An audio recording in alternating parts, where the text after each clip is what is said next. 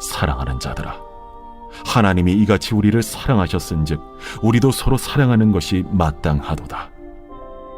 어느 때나 하나님을 본 사람이 없으되 만일 우리가 서로 사랑하면 하나님이 우리 안에 거하시고 그의 사랑이 우리 안에 온전히 이루어지느니라. 그의 성령을 우리에게 주심으로 우리가 그 안에 거하고 그가 우리 안에 거하시는 줄을 아느니라.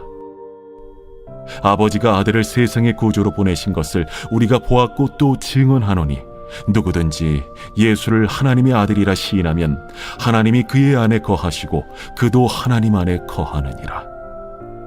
하나님이 우리를 사랑하시는 사랑을 우리가 알고 믿었노니 하나님은 사랑이시라. 사랑 안에 거하는 자는 하나님 안에 거하고 하나님도 그의 안에 거하시느니라. 오늘 이제 한 가지로 이게 좀 설명을 드리자면, 아까 제가 기도했잖아요. 기도할 때 어, 작은 열매 하나가 나무에서 자라 나가기까지 사실 우리가 유심히 살펴보지 않고, 또 유심히 살펴봐도 관찰해서 발견하기 어려운 것 중에 하나가, 도대체 어떻게 햇볕이 나무를 키우고, 어떻게 땅속에 숨어 있는 물이 나무를 키우고, 또 어떻게 바람이 그 씨앗들을 열매 맺게 하는지, 이것들은 사실 우리의 눈에 잘 보이지 않거든요. 하지만 시간이 지나면 반드시 살아있는 나무는 열매를 맺고 싹을 내고 꽃을 피우더라라고 하는 건데, 지금 저랑 여러분 읽으신 본문이 바로 요한일서 4장 11절로 16절인데, 성경 안에 있는 대전제입니다. 대전제. 하나님은 사랑이시다라는 성경의 대전제. 요걸 우리가 어떻게 알 수 있느냐? 요걸 이제 보이지 않는 영역에서의 아버지 하나님과 아들 하나님과 성령 하나님의 깊은 사랑의 관계를 묘사하고 표현해 준 게 지금 저랑 여러분 읽으신 바로 요 성경, 이 본문이에요.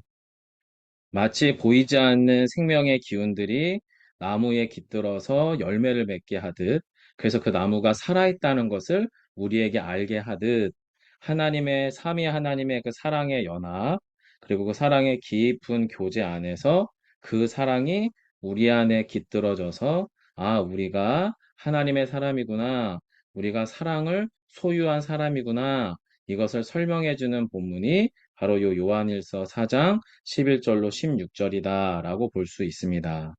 그래서 저희가 하나님은 사랑이시다라고 하는 성경의 대명제, 이 진리의 선언을 우리가 어떻게 할 수 있는가, 요 어떻게라고 하는 부분을 오늘 저희가 수요 말씀 공방을 통해서 설명하려고 하는 거죠. 바로 수요 말씀 공방을 통해서는 이재철 목사님의 책의 첫 번째 챕터, 하나님은 누구신가라고 하는 챕터의 답변이죠.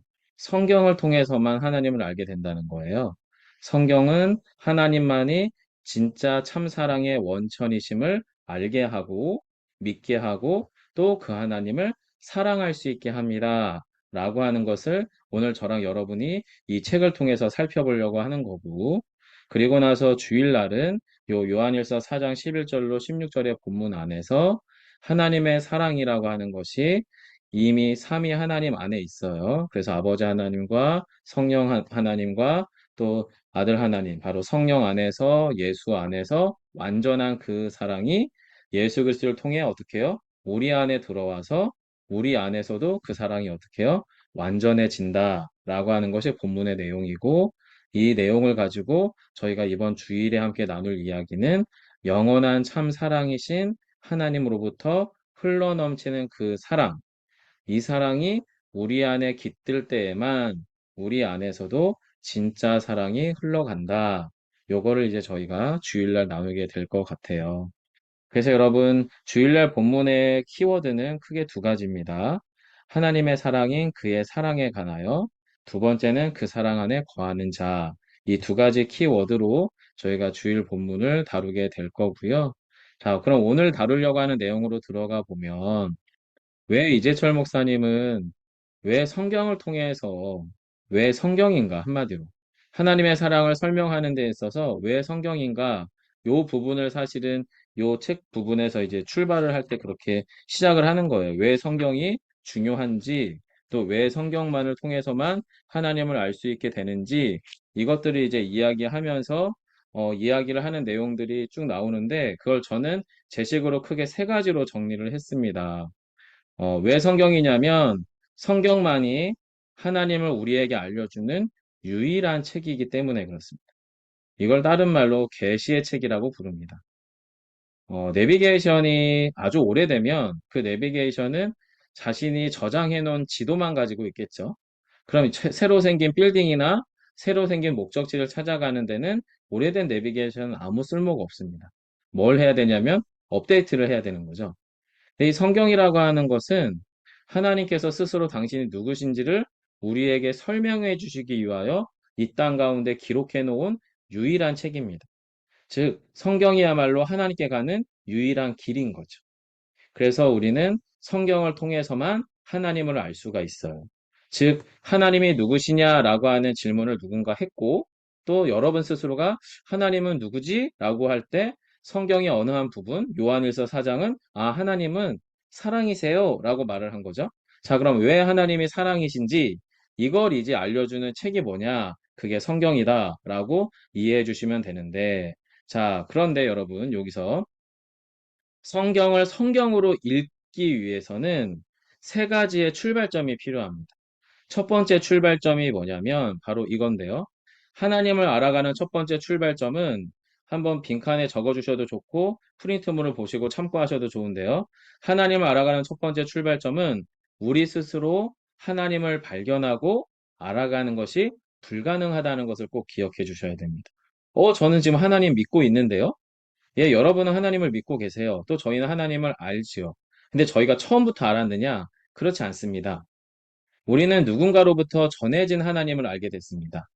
또 교회를 통해서든 말씀을 통해서든 여러분의 개인적인 영적 체험을 통해서 누군가로부터나 무엇인가로부터 전하여진 하나님을 알고 있는 거지 우리 스스로가 먼저 하나님을 알았던 것은 아닙니다. 즉, 우리 스스로 하나님을 발견하고 알아가는 것이 불가능하다라고 하는 것을 인정하는 것으로부터 성경이 우리에게 하나님을 알려주시는 책이다라고 하는 것을 받아들일 수 있다라고 하는 거죠. 여러분, 신우 형제가 요 교재, 이 책 있죠? 책 15페이지 한번 네, 펼쳐봐 주시고 저희 화면에도 있어요. 15페이지 중간에 이렇게 이재철 목사님이 표현을 해놨거든요. 화면을 보시고 읽으셔도 좋고 책 15페이지를 봐도 좋겠는데 유한한 인간이 여기 한번 읽어주시겠어요? 유한한 인간이 영원하신 하나님을 육체를 지닌 인간이 영이신 하나님을 어둠인 인간이 빛이신 하나님을 온전히 안다는 것은 불가능한 일입니다. 네. 여러분 여기서 대조되는 단어를 기억해 주세요. 유한하다는 말과 영원하다는 말. 유한과 영원은 네, 만날 수 없는 의미입니다. 유한에 속한 인간이 영혼에 속한 하나님을 알 수 없고요. 육체를 가지고 있는 인간이 육체로부터 자유하신 영이신 하나님을 알 수가 없을 겁니다. 그리고 어둠의 요소인 죄와 사망과 욕망의 요소를 소유하고 있는 인간이 빛이신 하나님을 온전히 안다는 것은 불가능하다라고 책에서도 설명을 하고 있어요. 즉, 저랑 여러분이 하나님을 알기 위해서 첫 번째 출발점은 나는 스스로 하나님을 알 수 없다라고 하는 자기 무지를 우리 스스로가 인정하시는 것으로부터 출발한다라는 거예요. 그 출발, 나는 나로서는 하나님을 알 수 없다라고 하는 출발에 설 때에 그 다음에 두 번째 출발점이 우리에게 찾아오는데 그게 뭐냐면 두 번째죠. 하나님을 알아가는 두 번째 출발점은 하나님을 알아가는 알의 원천. 이 알의 원천을 어디에 둘까라고 하는 질문이 일어난다는 거예요. 질문이. 저는 이제 좀 하나님 좀 알만한데요? 내지는 이제 신앙생활 이 정도 했으면 저 하나님 아는 거 아니에요? 요 생각들이 우리 안에 더 커지면 커질수록 점점 저희는 이재수 목사님도 이야기하잖아요. 점점 우린 하나님과 멀어지게 될 거라고. 바로 나는 나로서는 하나님을 알 수 없다라고 하는 걸 인정하는 것으로부터 두 번째 출발점이 발생해요. 그럼 나는 하나님을 어떻게 알 수 있지? 라는 질문이 생기겠죠? 자, 그러면 이렇게 질문하고 나면 더 질문해 볼 수 있어요.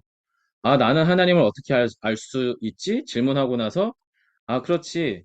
나의 불충분한 지식, 그리고 불완전한 이해, 판단, 그리고 지속 불가능한 기억을 가지고 정말 충분히 하나님을 나는 알 수 있는가? 무슨 이야기예요? 여러분과 저는 이 책을 이번 주부터 공부하지만 제가 예언컨대 3개월 후에는 이 책의 내용들의 90%는 다 잊어버리실 거예요. 그리고 이 책을 읽다 하더라도 이 책을 읽어서 이렇게 설명하고 있는 제가 알고 있는 분량과 여러분이 저의 이 시간을 통해서 배워가는 삶의 분량이 다르죠. 비교적 제가 여러분보다 이 책을 조금 더 많이 알 수는 있겠지만 저 역시도 이 책을 완벽하게 알 수 없는 거죠. 즉 무슨 말씀을 드리는 거냐면 우리는 하나님을 알 수 있다라고 하는 말을 할 때 하나님에 대해서 불충분한 지식을 가지고 하나님을 알고 있고요. 또한 불완전한 이해와 판단을 가지고 하나님을 알고 있어요. 또 한 가지는 지속 불가능한 기억. 저희는 까먹잖아요. 잊어버려요, 여러분. 그렇기 때문에 저희가 알고 있는 하나님이 완전해요라고 아니면 충분해요라고 말할 수 있는지를 질문하게 되는 거죠.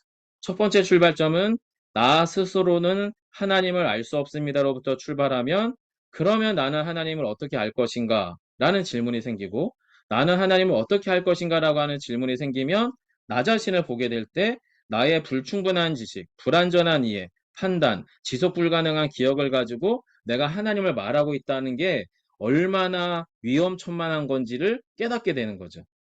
그러면 또 다른 질문들이 우리 안에 찾아오게 됩니다. 이런 질문입니다. 내가 알고 있는 하나님이 진짜 하나님이시라고 하는 것을 어떻게 확신할 수 있는가?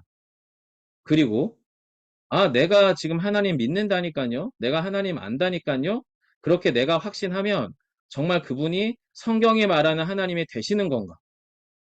여러분, 만약에요, 우리가 확신한다고 그분이 정말 성경에 말하는 하나님이 되시는 순간, 하나님은 누가 되는 거예요? 저랑 여러분, 내가 하나님이 되는 거예요. 내가. 내가 하나님을 만드는 거죠. 즉, 여러분, 우리의 이 알매, 하나님을 알아가는 출발점이 왜 나 스스로는 하나님을 알 수 없다로부터 출발해야 되는지를 지금 저는 설명을 드리고 있는 거예요. 그러면서 저와 여러분에게 찾아오는 최종적인 결론이 이겁니다. 예, 결국에, 여기는, 네, 요게 좀 따라서 말고, 윗부분을 제가 더 설명을 드리면, 결국에 최종적인 우리의 결론은 지식의 최종적인 원천, 우리가 하나님을 안다라고 하는 원천이, 내 안에 없구나. 내 안에 없구나. 그리고 하나님을 알아가는 알미, 밖으로부터 들어와야 하는구나. 이것을 인정해야 됩니다. 우리 안에는 하나님을 알 만한 것이 없구나. 하나님을 알아가는 지식은 밖으로부터 들어와야 하는구나. 라고 하는 것을 인정해야 돼요. 그렇게 인정하는 순간, 여러분, 저희는 외부로부터 들어오는 지식은 믿음을 필요로 합니다. 믿음을. 자, 예를 들면, 이런 거죠. 여러분, 김치볶음밥을 저희 아내와 제가 김치볶음밥을 만들면 신혼 때는 제가 훨씬 맛있었습니다. 하지만 지금은 저희 아내가 해주는 김치볶음밥이 제가 하는 것보다 더 맛있을 때도 있습니다. 하지만 저한테는 어떤 믿음이 있었냐면 저는 지금도 제가 하는 김치볶음밥이 아내가 해주는 김치볶음밥보다 더 맛있다는 확신을 갖고 있었거든요. 하지만 몇 주 전에 깨졌어요. 아내가 해주는 김치볶음밥이 이제는 더 맛있구나. 이걸 인정하게 됐습니다. 지금 무슨 이야기 하는 거냐면 외부로부터 들어오는 지식은 여러분 믿음을 필요로 합니다. 여러분이 하는 콩나물 무침이 제일 맛있다고 믿는 사람은 남이 해주는 콩나물 무침이 자신보다 더 맛있을 거라고 확신할 수 없습니다. 그리고 제가 여러분에게 이 책을 설명할 때 저는 제가 여러분보다 이 책을 더 많이 알고 있다라고 확신하고 가르칩니다. 확신하지 않으면 가르칠 수가 없는 거죠. 즉, 밖으로부터 들어오는 지식은 가장 기본적으로 믿음을 필요로 합니다. 그것이 나에게 들어와서, 이건 믿을 만한 지식이야. 이 지식은 내가 받아들일 만한 지식이야. 이 믿음을 전제하지 않고는요, 밖으로부터 들어오는 지식을 믿을 수 없는 거죠. 그러니까 오늘 같은 경우 저희 백경수 성도님 같은 케이스처럼 하나님에 대한 충분한 설명이나 신앙적인 어떤 말씀의 빛, 신앙의 빛, 기도의 빛, 예배의 빛.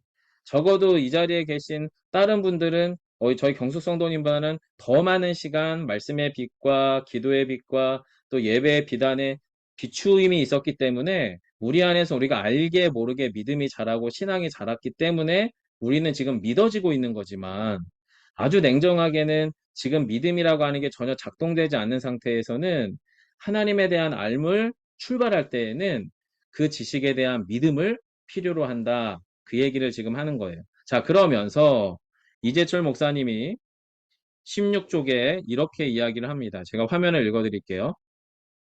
따라서 하나님께서 당신 자신을 계시해 주신 성경을 통하여 그리고 우리와 함께 계신 성령님의 도우심 속에서 우리는 겸손하게 그분의 높이와 깊이, 넓이를 알아가려는 노력을 일평생 게을리해서는 안 됩니다.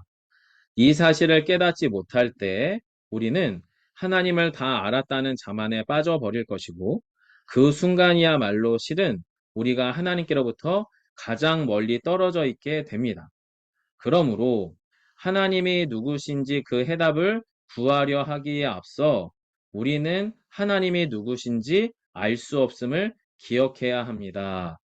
여기가 바로 하나님을 알아가는 우리의 지식의 출발점이다. 라고 하는 것이 저희가 이 책을 읽어 나아갈 때 가장 필요한 중요한 요소예요. 자, 그럼 여기서부터 그럼 우리는 하나님을 어떻게 알 수 있는가? 성경을 통해 알 수 있죠.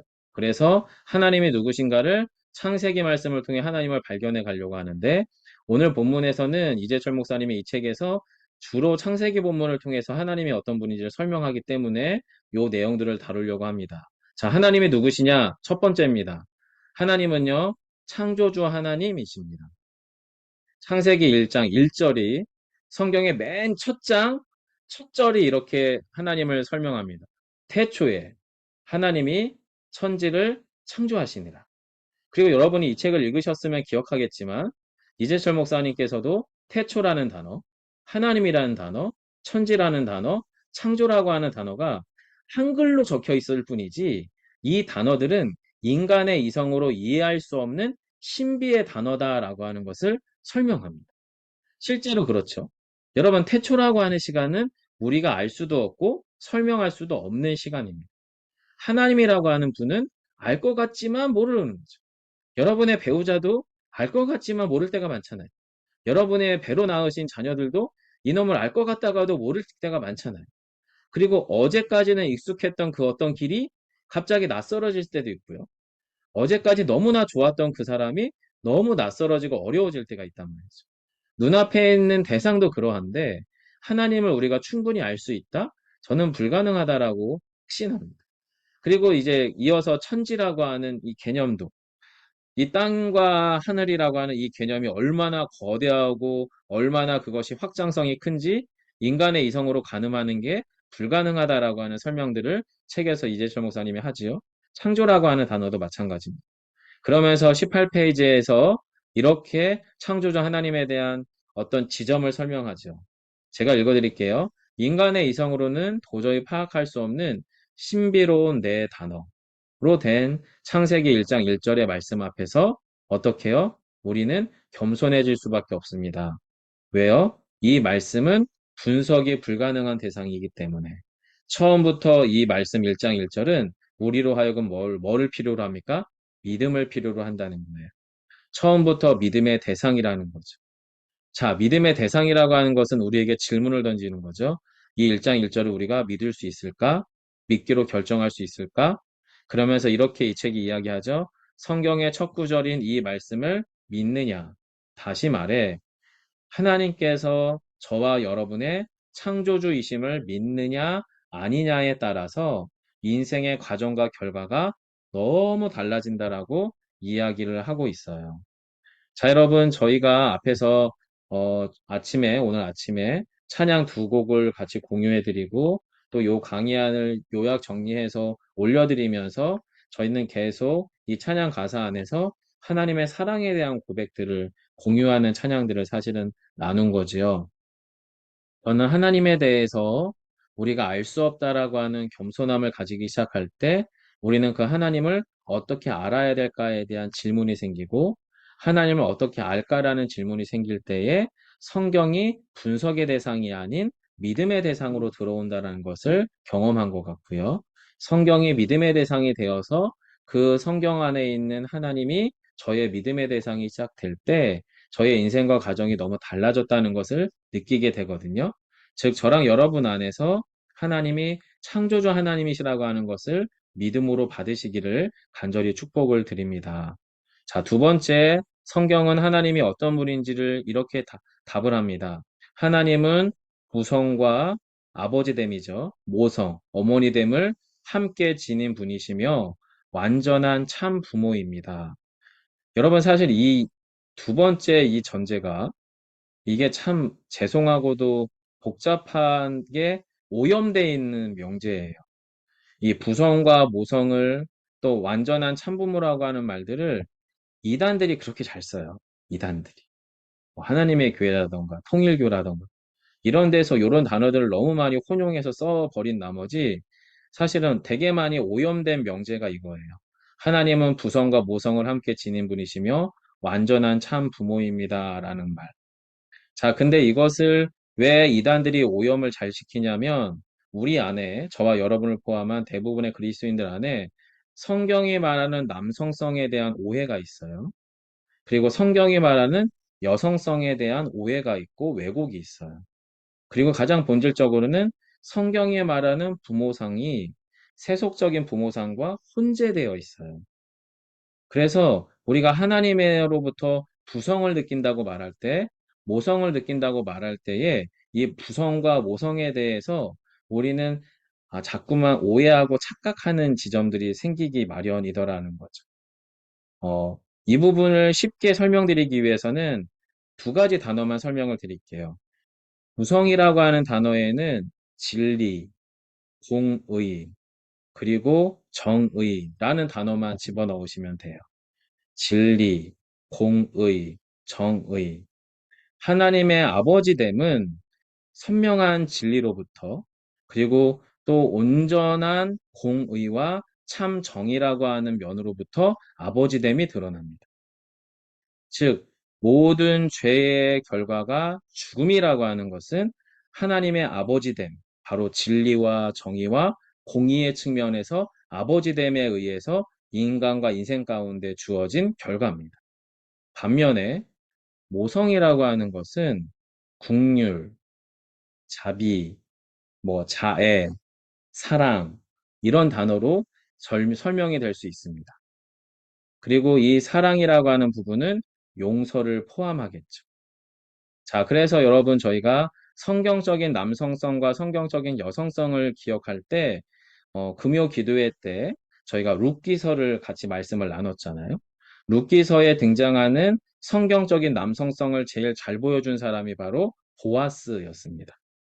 하나님의 약속 안에 머물러 기꺼이 아무리 별거 아니어 보여도 하찮아 보여도 이 사람이 하나님의 사람이라고 하는 것을 믿음으로 룻을 품어 룻을 품어서 정말로 그가 나오미의 가계를 이어 다윗의 혈통을 잇게 했던 바로 이 보아스의 남성성, 하나님의 약속 안으로 들어가는 하나님의 진리와 공의와 정의 안으로 들어가는 이 보아스의 모습이 바로 성경적인 남성성이고요. 반면에 룻이 나오미가 모압 땅에 있었을 때에 이방 여인 룻이었음에도 불구하고 나오미의 불완전한 신앙 안에서 하나님은 제대로 만난 거죠.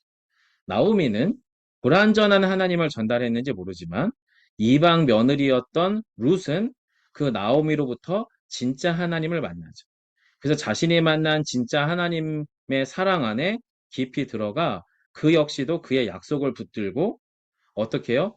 노모, 늙고 병들어서 제대로 모압에서 베들레헴으로 갈 수 있을지 알 수 없는 시어머니인 나오미를 모시고 그를 향한 긍휼과 자비와 자애와 사랑과 용서의 마음을 품고 그 나오미를 돌보며 베들레헴으로 돌아가죠. 바로 성경적인 여성성이라고 하는 것에서 룻의 면모가 드러납니다. 즉, 여러분, 성경적인 남성성과 여성성이라고 하는 것은 그 안에서 하나님의 속성이 드러나는 부분이지, 성경적인 남성성이 마초적인 거 있잖아요. 근육 빵빵해, 힘 엄청 세고, 뭔가 일을 철두철미하게 쫙쫙쫙쫙 해내가지고 결과가 되게 좋고 한 거. 여러분, 그런 식으로 치자면은, 여자분들 중에서도 추진력 엄청 센 사람 많습니다. 리더십 강한 사람 많고요. 반대로 여성성이라고 하는 것이 뭐 조곤하고 조용하고 순종적이고 수용적인 게 여성성이라고만 한다면 여러분 그런 남성분들도 아주 많거든요. 사실 그거는 성경이 말하는 남성성과 여성성과는 죄송하지만 크게 관계가 없는 것 같습니다. 그리고 이제 성경적인 부모상에 대해서는 저희가 에베소서 말씀을 통해서 사실은 약간 나누긴 했거든요. 나중에 이제 저희가 학부모 모임 등을 통해서 성경적인 부모상에 대해서 같이 살펴보고 준비하고 연습해가는 시간들을 가질 거고요. 자, 그러면 하나님의 부성과 모성을 이해하기에 아주 좋은 에피소드가 이 책 23페이지에 있거든요. 여러분 책을 한번 펴봐 주시겠어요? 23페이지. 자, 23페이지에는요, 여러분, 존 크래플이라고 하는 사람의 에피소드가 등장을 하고 어느 부부의 외아들의 이야기가 나옵니다. 아주 어린 꼬마 아이가 이제 아버지와 어머니에게 깜짝 선물로 크리스마스에 선물을 만들죠. 그런데 이 선물을 가지고 이 아이가 너무 들뜬 나머지 교실에서 기다리질 못하고 그 선물을 빨리 아버지, 어머니한테 보여주려고 교실 밖으로 뛰어가다가 그걸 어떻게 해요? 깨트리게 됩니다. 깨트리게 돼요. 그게 이제 24쪽에 있습니다. 24쪽. 제가 여기 24쪽 입부분부터 좀 천천히 읽어볼게요. 그러다가 그만 실수로 비틀하면서 넘어지고 말았다. 딱딱한 타일 바닥에 코를 찍었고 정성스레 만든 선물은 산산조각 나고 말았다. 깨어진 선물보다 더 크게 마음이 상한 소녀는 그만 그 자리에 앉아 펑펑 눈물을 쏟았다. 이를 본 아버지는 달려가 소년을 껴안고 달래며 말했다. 애야, 괜찮다. 별일 아니니 걱정 말거라. 아버지가 이렇게 말할 수 있는 이유는 뭐냐면 아이가 크게 다치지 않았기 때문입니다. 선물은 있어도 괜찮고 없어도 상관없어요. 하지만 이 아이가 크게 다치지 않았기 때문에 아버지는 괜찮은 거예요. 그래서 이렇게 말하는 거죠. 괜찮다. 별일 아니니 걱정 말거라. 하지만 이 말이 이 아이에겐 전혀 위로가 되지 않죠. 그러나 소년에게는 그 말이 상하고 슬픈 마음을 진정시키는 위로로 전해지지 않았다. 소년은 더욱 슬프게 울었다. 소년의 슬픔을 제대로 이해한 사람은 그의 지혜로운 어머니였다. 어머니는 소년의 손을 잡고 부드럽게 말했다. 애야, 정말 큰일이 일어났구나. 이를 어쩌면 좋지? 내가 그토록 열심히 만든 선물이 이처럼 산산이 깨어졌으니. 이렇게 걱정해주는 어머니의 말 속에는 소년의 가슴에 와 닿는 그 무엇이 있었다. 소년은 고개를 끄덕이며 울음을 그치고 마음을 가라앉히기 시작했다. 왜냐하면 어머니가 자신의 슬픔을 이해해 주었기 때문이다. 그때 어머니가 이렇게 말했다. 애야, 지금부터라도 내가 무언가 새롭게 시작하면 좋겠구나. 우리 함께 깨어진 이 조각들을 모아다가 집에 가서 다시 시작해보는 게 어떻겠니?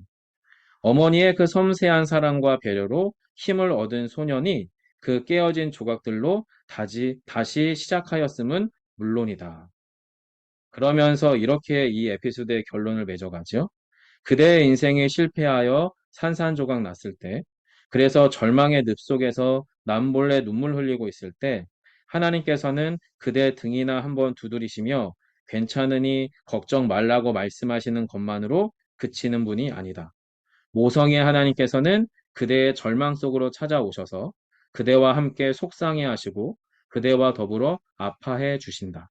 그리고 당신의 자비로운 손으로 그대의 손을 어루만지며 이렇게 말씀하신다. 애야, 정말 큰일이 일어났구나. 이를 어쩌면 좋지? 내가 그토록 열심히 애쓴 일이 이처럼 산산이 깨어졌으니. 그러나 애야, 나는 지금부터라도 내가 무엇인가 새롭게 시작하면 좋겠구나. 이 깨어진 파편들로 나와 더불어 다시 시작해보지 않으련.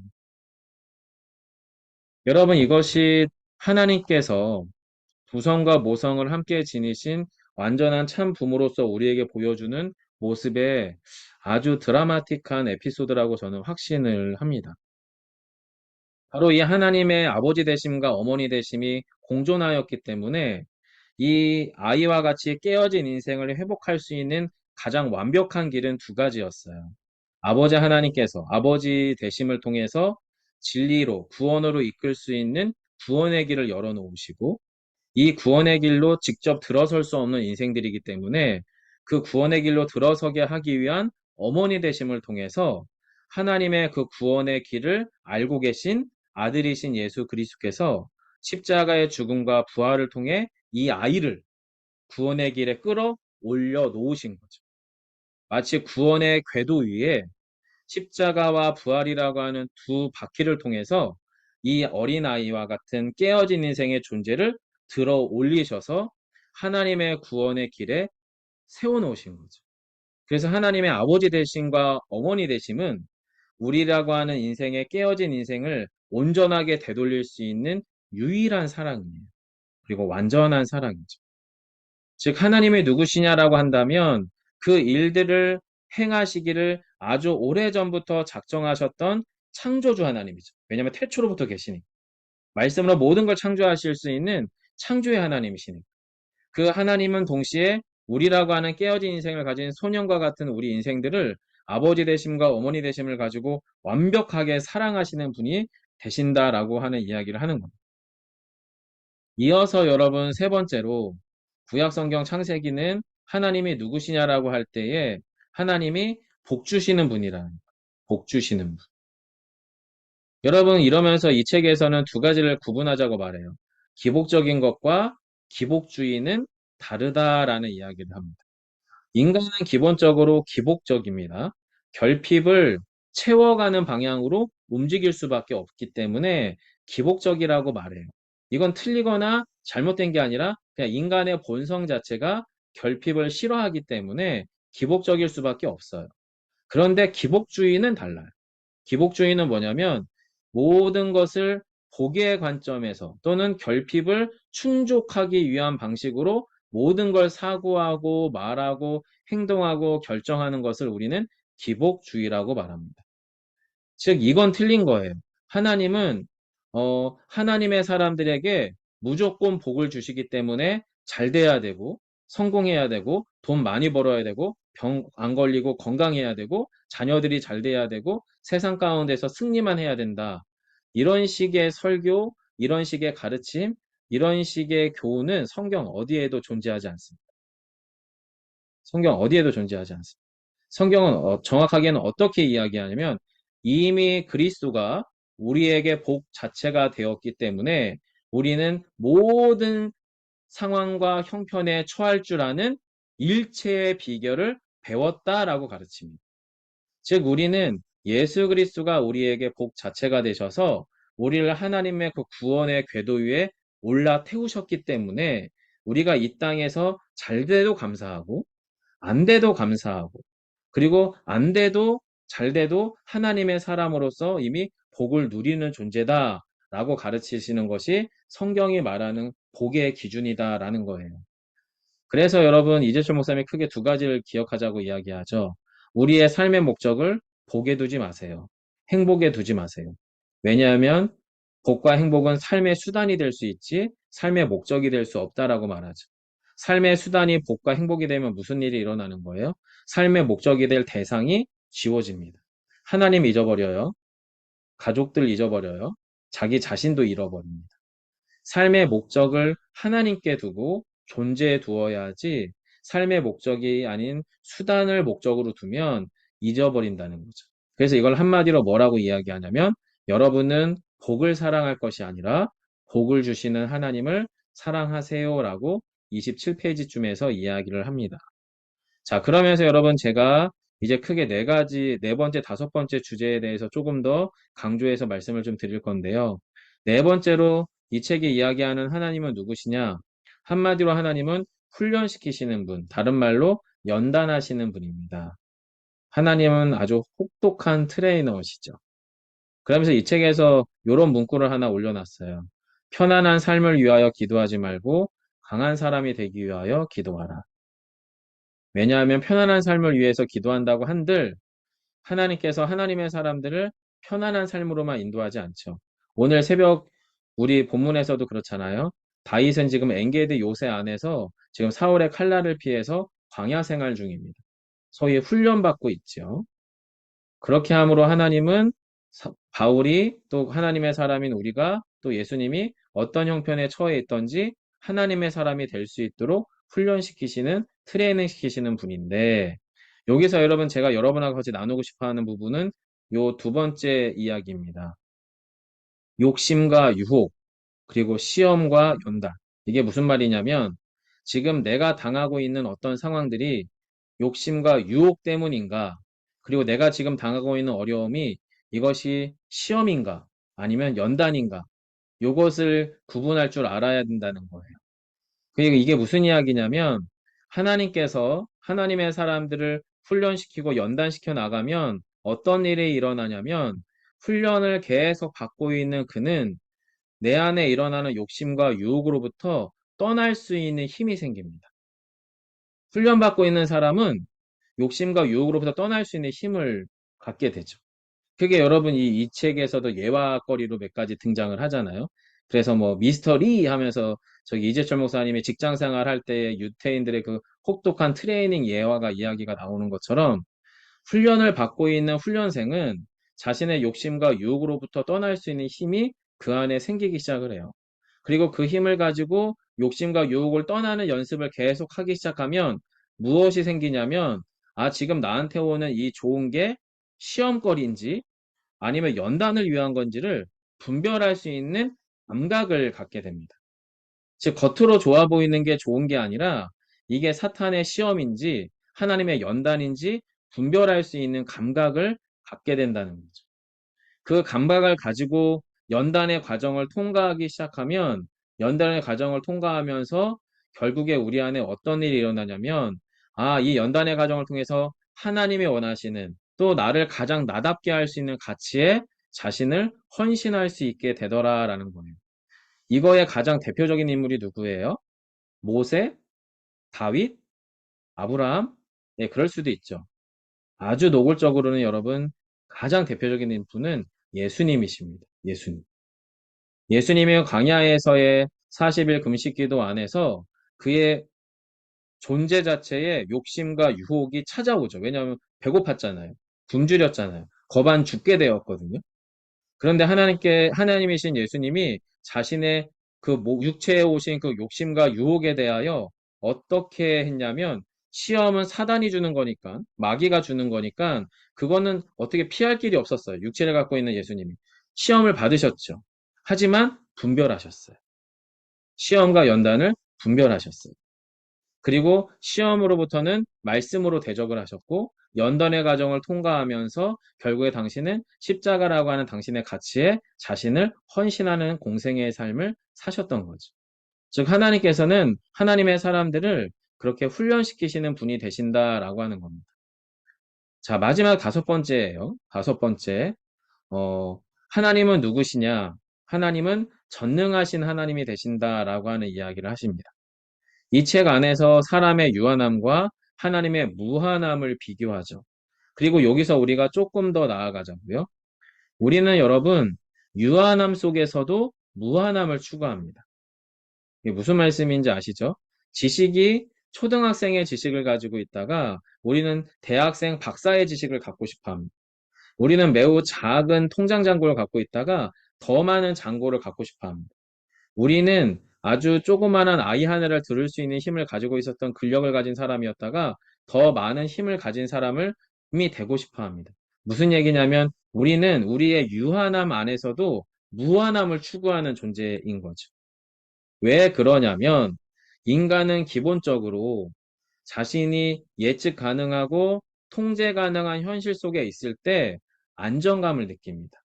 그리고 이 안정감은 신이 가진 전능감의 욕망을 대리만족시켜주는 일이 일어나곤 합니다.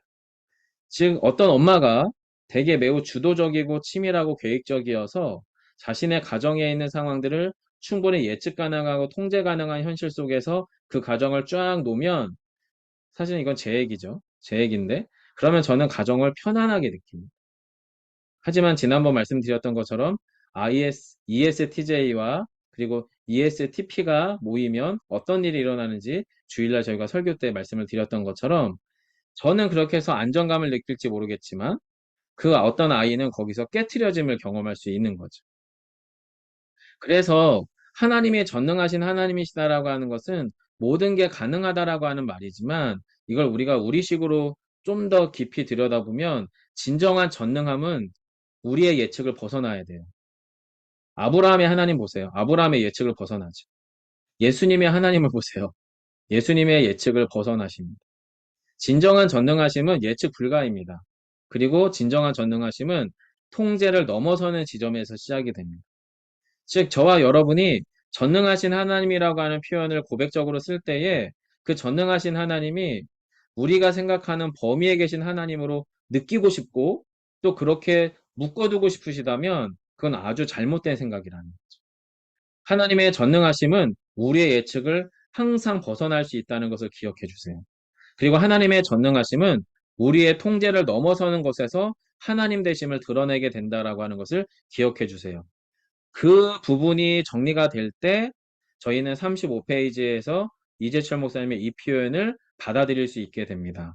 그러나 하나님의 전능성은 나 같은 죄인을 살리시고 새 사람이 되게 하셨다는 데에서 가장 극명하게 드러납니다라는 거예요. 이게 무슨 이야기예요?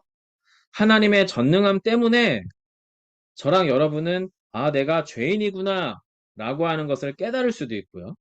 그리고 하나님의 전능함 때문에 저와 여러분 같은 죄인들이 영원한 죽음에서 영원한 생명으로 옮겨질 수 있어요.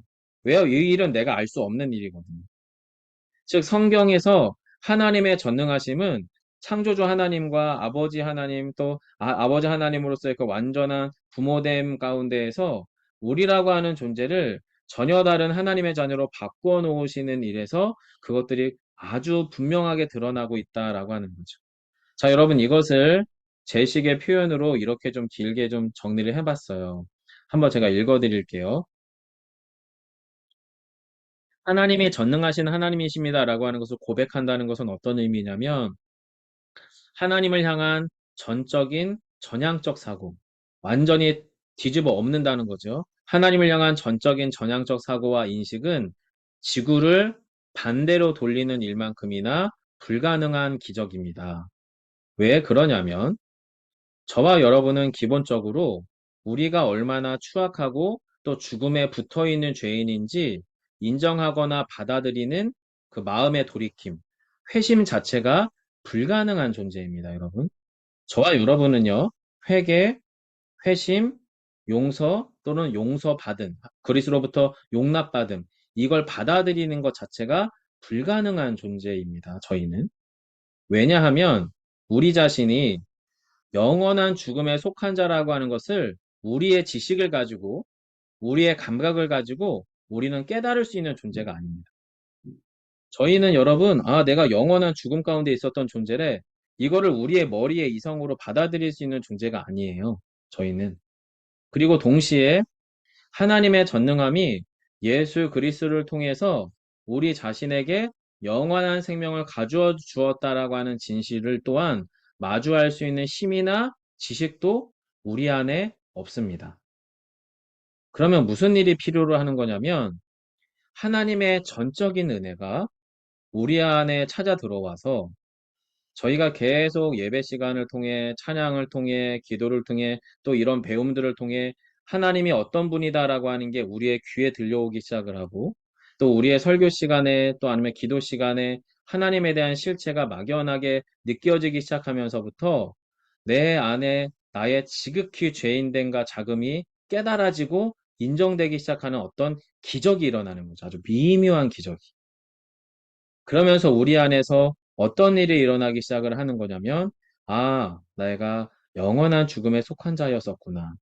그런데 그런 나를 위해 예수께서 구원의 역사를 위하여 하나님의 아버지 되심과 어머니 되심의 그 다함이 없는 사랑 안에서 우리를 완전히 새롭게 당신의 그 구원의 길에 우리를 끌어올리신 거구나. 이게 어떻게 해요? 믿어지는 거. 믿어지는 거. 그러면서 우리 안에 하나님이 하나님 되심과 예수 그리스도의 구주 되심이 어떻게 해요? 믿어지는 거죠. 믿어지는 거. 그래서 이것을 이렇게 표현할 수 있습니다. 하나님의 전능함이 깨달아지고 하나님의 실체에 눈뜨게 된다면 우리는 비로소 알게 되며 보게 됩니다. 우리 안에 지독한 모순과 한계를 말입니다. 정말 나는 절망적인 존재이며 동시에 하나님의 절대적인 소망이 필요한 존재라는 모순 말입니다. 이게 무슨 이야기냐면요. 저희는요, 우리의 유한함을 인정하면서도 동시에 무한함을 추구하는 모순을 가진 존재입니다. 우리는 우리의 왜곡된 사랑을 가지고 완전한 사랑을 추구하는 사람들이고요. 우리는 유한한 삶에서도 건강하게 더 잘 살아보려고 유한한 건강을 추구하는 모순적인 존재입니다. 우리는 원래 그렇습니다. 이것이 나쁘다는 의미가 아니라 우리라는 존재 자체가 우리의 자기 한계 안에서 이 절망감을 항상 마음에 담고 있어요. 사실은. 근데 그걸 인정하고 깨닫고 받아들이는 게 인간인 우리들은 불가능해요. 받아들이는 순간 나라는 자아가 없어질 것 같거든요. 나라고 하는 존재가 지워질 것 같거든요.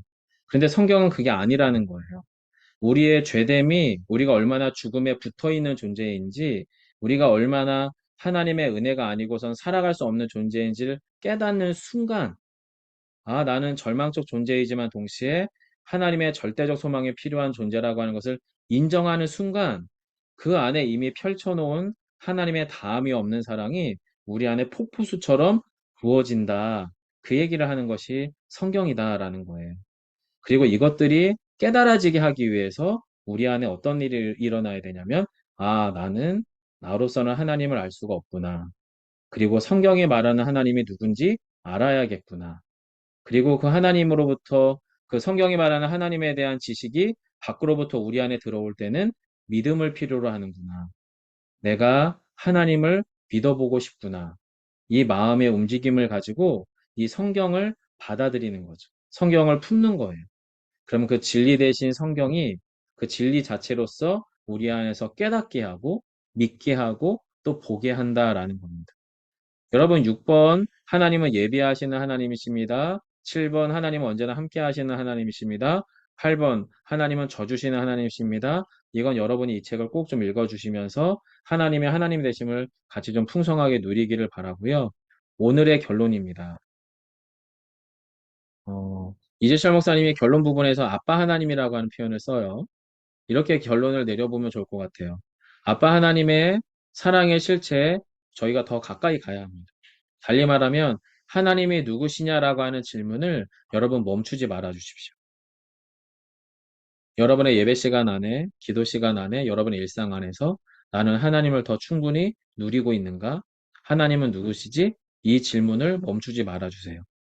그리고 믿음을 가지고 하나님이 우리에게 보여주시는 그 하나님의 실체를 더 많이 경험하기를 기대해 주세요. 그러면 어떤 일이 일어나냐면 하나님께서 얼마나 좋으신 분인지, 얼마나 탁월하고 기묘하게 당신의 자녀들인 저와 여러분을 사랑하고 돌보고 성장시키시고 함께 하시는지를 눈뜨게 하실 겁니다. 그리고 그렇게 표현된 아빠의 사랑, 아버지의 사랑이 저와 여러분의 삶 가운데 어떻게 표현되어 있는지를 기억하는 저와 여러분의 하루하루가 되기를 간절히 원합니다. 여러분 주일날 저희가 이 보이지 않는 사랑의 실체, 하나님의 사랑의 실체를 요한일서 말씀을 통해서 이제 나누게 될 건데, 그리고 나눈 이후에 여러분께서 공동체 성경, 저희 공경 모임, 공경 소모임 안에서 이런 주제로 대화를 한번 나눠보시면 좋을 것 같아요. 이미 요 이재철 목사님 책에서는 크게 8가지 하나님의 모습을 설명하죠. 첫 번째, 창조주 하나님. 두 번째, 부성과 모성을 함께 지닌 완전한 참부모이신 하나님. 복 주시는 하나님. 훈련시키시는 하나님. 그리고 전능하신 하나님. 예비하시는 하나님. 언제나 함께 하시는 하나님. 져주시는 하나님. 요런 하나님에 대한 모습들이 있는데 여러분께서 이제 주일 예배 후에 공경 소모임 때에 내가 지금까지 만나왔던 하나님이 어떤 분인지를 한번 옆에 있는 교우들과 여러분의 자녀들과 한번 이야기해 주세요. 아, 나는 이런 하나님을 만났어. 내가 만난 하나님은 이런 하나님이십니다. 이걸 여러분의 소모임 안에서 옆에 있는 교우들과 함께 나눠 주시기를 부탁드리고요. 그리고 여러분의 자녀들에게도 꼭 좀 한번 설명해 봐 주시면 좋겠고요. 자, 그러고 나서 두 번째 질문이에요. 그렇게 만난 나의 하나님. 여러분 여기서 말하는 하나님은 내가 만난 나의 하나님이시 되거든요. 그럼 나의 하나님은 결국에 인격적으로 우리에게 무엇인가를 계속 말씀하세요. 그래서 이 두 번째 질문이 이겁니다. 나의 하나님은 저랑 여러분을 어디로 이끄는지, 또 어떻게 도전하시는지를 꼭 좀 여러분의 소모임 안에서 또 여러분의 자녀들과 함께 나누어 주시면 좋겠습니다. 하나님께서는 저에게 지금도 계속 저에게 요청하시고 부탁하시는 건 크게 두 가지입니다. 내가 나의 길을 갈 테니 너가 함께 가자. 한마디로 규성아 힘 빼고 너가 무엇인가 하려고 하지 말고 내가 나의 길을 또 나의 교회됨을 이루어 갈 테니 너는 거기에 그냥 참여해 주렴. 이라고 하는 것을 저에게 계속 요청하시고 도전하세요. 그리고 또 한 가지는 너가 기대하는 것 이상으로 나는 너를 통해 나의 일을 하고 싶단다. 두 가지. 이 두 가지가 사실은 저를 계속 제 내면에서 저를 계속 도전합니다. 그래서 저희 하나님은 어떤 하나님이시냐면 저는 지금 현재 하나님은 그냥 함께 하시는 하나님이세요. 함께 하시는 하나님. 제가 할 일은 여기에 하나님이 계시구나라고 하는 것을 저와 함께하는 누군가와 나누는 일 뿐입니다. 신방을 할 때든 설교를 할 때든 이런 소모임을 할 때든 또 아니면 저의 목양적 현장 어디든 또는 목양적 현장이 아닌 그냥 일반 밥 먹는 식당 자리에서든 바로 여기에 하나님이 계시구나라고 하는 것을 그냥 표현하는 방식으로 말하고 행동하게 도전을 하시는 것 같아요. 그래서 제가 현재 만나고 있는 하나님은 함께 하시는 하나님이시고요. 그 하나님은 저를 그렇게 이끕니다. 하나님께서 나를 통해서 당신의 일을 이루시기 원하신다고 말씀하셨고, 너가 기대하는 것 이상으로 나는 너를 통해 나의 일을 이루기 원하신다고 말씀하고 계셔서 그 부분이 저에게는 안정감도 주고요. 위로도 되고요. 격려도 되고 도전도 되고 평안도 됩니다.